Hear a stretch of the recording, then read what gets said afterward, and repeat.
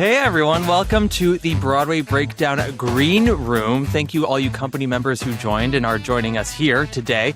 This is my first time doing an intro like this, so I'm not entirely sure what I should be saying, what the banter should be, but that's okay. This is a relaxed, exclusive area. Come have a seat around the table, by the couch, and grab yourself a nice drink or coffee and giddy on up with us. Today, to start us off strong, we have some Broadway Breakdown faves. We have, of course, the one and only, thank God, Robbie Rozelle.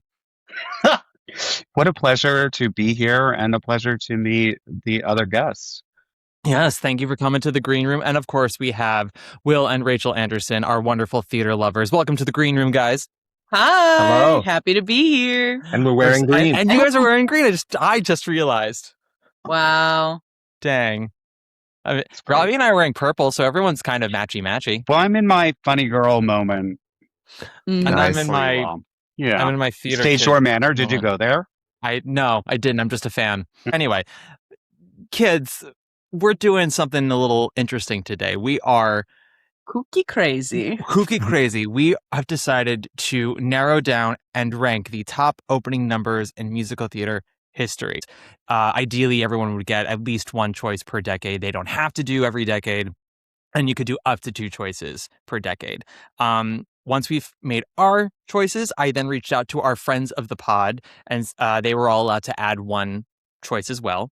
And even with all that, up to 49 options, there are still a couple of pretty big ones that have been left on the table. So before we get to our actual final picks, I told the group today that they get to make some sort of like last minute changes should they want to. I'm going to list out the numbers that have not been included and see if anybody wants any of these orphan Annies. And then on top of that, if there are any choices you have that maybe you're having buyer's remorse on, this is your chance to cut ties with that toxic family member and say, no, this is my final list. Or you can look at the list you have now, guys, and go, no, it's perfect. No notes. I'm amazing. And what if we win? Oh, what do you get if you win? Yeah. Merch? Yeah, you get the first merch. Yeah, we're starving for totes in the theater lover household. Or coffee mugs or refrigerator magnets. Okay. Oh. So before we get to our choices, some of our orphan Annies that we have here, and anyone, let me know if you want any of these. First up, we have Fugue for Tin Horns from Guys and Dolls, a pretty iconic opening number that has been left unclaimed by all of us. Food, Glorious Food from Oliver. 20 Fans from The Best Little Whorehouse in Texas. All That Jazz from Chicago. Requiem for Evita / Oh What a Circus from Evita. Jellicle Songs for Jellicle Cats from Cats. The Prologue from Into the Woods. Overture de la Donna from Nine. Circle of Life from Lion King. The Old Red Hills of Home from Parade. No One Warns the Wicked from Wicked. Hello from the Book of Mormon, and Alexander Hamilton from Hamilton. I tried to spread it out over the decades. I want to emphasize my restraint that I did not include Let There Be from Children of Eden, which is a massively campy but brilliant opening number. I did not include Typical High School Senior from Smile. I could have. I am the boss here, but I didn't do it. So that's my restraint. So with this list, anybody interested in swapping out any of their choices for these today? Everyone's feeling pretty locked in. No, it's like it's tempting. It's like the obvious is like to go Hamilton, right? But that almost feels stupid. Right. You know what I mean? It's so obvious. It's more interesting to talk about other stuff. I came so close to All That Jazz, so close, but no, I am locked. Okay. So well, Robbie, here's the thing. You do technically have another spot open in your list, as do I. So you could add one. I could take All That Jazz, or Live you could your take All That life. Jazz. You know what? Then I'm gonna do that because I have another set. I could do 270s, so I'm gonna add All That Jazz. That's beautiful. I think so too. Thank you so much. There were some major bangers that I felt very guilty about taking, but no one was taking them, and so I said, "Fuck y'all! I am gonna get cold." Okay, so that means all of these other losers are thrown into the garbage bag. Sorry about it, everyone. That's bad songs and bad musicals. not true. They're all bad musicals. Well, here's the thing. Space. All of these songs are amazing. They're wonderful, iconic openings. I think people will be interested in all of our choices and our and our friends' choices. So let's just jump Oh right yeah, into our it. friends' Should I- choices. Are we talking about those? Yeah, we can make comments on those. Those were all made after we made our choices. They Right. were allowed to get one choice each. Great. Aw. And they were Yes, very sir. particular about it.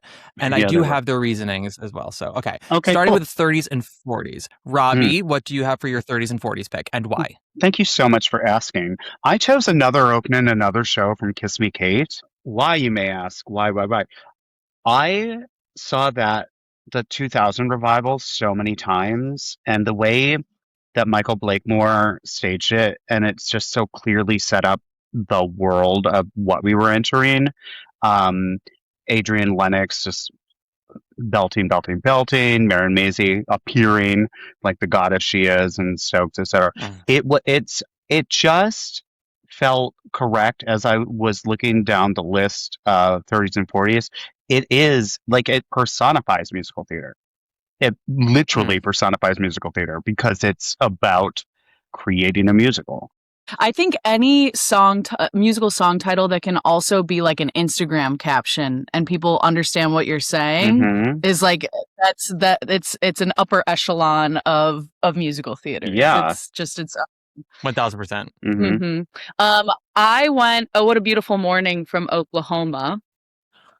Do I need to explain myself there, or just kind of speak? I don't know how many uncultured fucks are here in the green room with us. That's fair. I mean, okay, so the curtain opens. Aunt Eller is churning butter, Mhm. and out of nowhere, this strapping young buck sings one of the most beautiful songs you've ever heard. And I'll add, we were talking about this earlier, that in order for Oklahoma to work, you have to fall in love with Curly immediately and fully. Otherwise, like, it just doesn't work. And that song accomplishes that in spades. And Yeah. it's beautiful, and it changed musical theater, and that's bye. The dogs got us. Richard will have a very active house right now, guys. If you're hearing any activity. We're pet sitting, and we have our own dog. Prior to Oklahoma, people expected things like another open, another show, or you look at Showboat and Pal Joey, like these production numbers almost. Yeah, I teach analyzing musicals at the Florida Thespian Festival, and we talk about this, and I say like what your opening says about your show. And with Oklahoma, I always say like by having it open with Curly, it's telling you that this is going to deal with a lot of big themes and big ideas, but ultimately it's about the people. It's not going overly grand with its presentation. It's about the people in this situation. And I think that's a wonderful, wonderful choice. Will, what is our choice? I went with New York from On the Town, which, like, similar to Titanic, giant sequence, but I think first off, Leonard Bernstein is giving popular music and really complex modern classical music, and this opening number manages to combine those so seamlessly. Jerome Robbins is choreographing he's presenting a visual language and movement language in the same season as Carousel as well. So like Agnes de Mille is also credited with that in the same moment. But the Comden and Green lyrics being like, here's something approachable and fun, but still very smart. I think it does so much so well and really sets up the worldview of the show. Yeah. And New York, a hell of a town. Like that's still just like an anthem of the city. Mm-hmm. It's really kind of this announcement of Leonard Bernstein as a musical theater composer when you think about it. Just that the bum, bum, bum, bum, bum, bum. And yeah, I think it's fantastic. Good choice, Will. Which leads us to my choice, which we knew it was going to happen. And part of the reason why I wanted to wait, I was like, are they just going to let me have this, or is someone going to say, sorry, Matt, I'm doing it? We're not stupid. It's not about being stupid, but like, you had every right to take it for your own. So, but this is to say, my choice, of course, is the Carousel Waltz from Carousel, which I think kind of does a lot of what all of your choices do as well. Like Oh, What a Beautiful Morning, it changes the game of what an opening number can be. It's a full 7.5 minute pantomimed prologue with no singing, just pure music and dance. Every time that Carousel comes to Broadway, the Carousel Waltz, in whatever production it is, kind of rejiggers audiences' expectations for a musical. And that's always really exciting, whether it's literally in 1945 or an audience was like, I'm sorry, where's the overture? To 1994 when everyone was like, I'm sorry, why is there a big clock here? I thought we were supposed to open on a carousel. Like it's always kind of subverting your expectations. And it is a genuine prologue. None of the music here is ever sung later in the show, so it's not an overture. So those are our 30s and 40s picks. 1950s, let's go backwards. Will, what do you have for us? I went Why Can't the English from My Fair Lady, which... Such a Will choice. Such a Will choice. What I really like about My Fair Lady, and I don't think it gets enough credit for this, is like, yes, it's a story about Eliza and her growth, but it is as much a story about Higgins' growth, and you just don't get to see it as much. But Why Can't the English kind of secretly does this thing where everything that he's got this very wordy song, but we also have to understand that there's music somewhere in him so that by the end, with I've grown accustomed to her face, that he now can sing because Eliza has brought that out of him. Mm-hmm. Even though he's this cranky jerk who for 98% of the show is the worst. We need to see the things that he's passionate about and that he can still express himself in the language of musicals while being against it. Yeah. I think it's really hard to write a charm song for a judgmental dick. And My Fair Lady does it so well that I think a lot of people think it's easy, but it ain't. It ain't easy. Rachel, what do you have for us? I have the prologue from West Side Story. And in a very similar, kind of like parallel thought to you in Carousel, no dialogue, no singing. I mean, I guess like every once in a while someone's like, hey! Someone makes the word two, like a noise that you can spell. Yeah. Ron Robbins watched Carousel. He's like, all great. Can I have some patooz in there? Yes. But yeah, deeply iconic. Bernstein, you can tell what's going on just from listening to the music, and it informs the rest of the story. And not for nothing, West Side Story is my all-time favorite show. So it was like there was never a world where I wasn't going to pick West Side Story. I love that. I think it's a perfect choice. Robbie, what is our 50s choice here? 6 months out of every year from Damn Yankees. Come on. The best opening number set up a complete world and say, this is what you're getting tonight, right? This is the contract with the audience.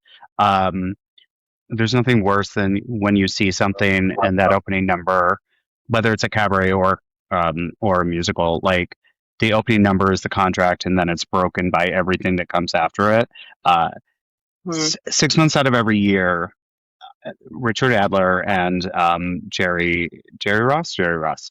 Ooh, out of nowhere. Just really like wrote a banger that just sets up the world completely. And by the end of it, you know exactly what the strife is between men and women in the show, but also like what world is that you're in. Absolutely. And incidentally, the only musical that my father has ever been in, and this was the one song he did. He was one of the husbands.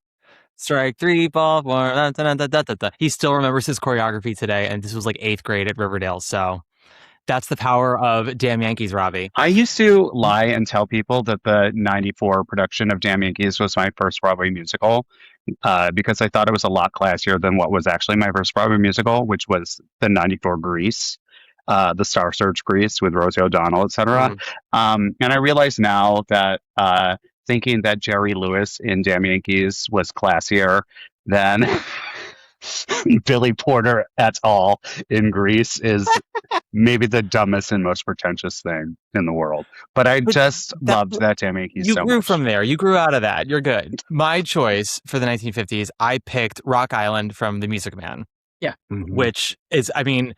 Listen, all of you guys had amazing choices, and honestly, if any of you had picked Music Man, I probably would have picked one of your choices. But I love it. I think it's such a phenomenal opening number, similar to My Fair Lady. It takes sort of the speak singing, really kind of the first incident of rap, you could say, in musical theater of speaking on rhythm and having it really be character driven in a story, and everyone has different levels and patterns. Like it's never monotonous. It always finds a way to keep going, and having it go with the engine of the train is just like, Meredith Willson, man, you really were a one and done banger, but what a banger. Yeah. If you're gonna do it. Yeah. If you're gonna get the one in, let it be Music Man. Billy, I beg to differ with you. How do you mean? You're the top. Yeah. You're an arrow color. You're the top. You're a Coolidge dollar. You're the nimble tread of the feet of Fred Astaire.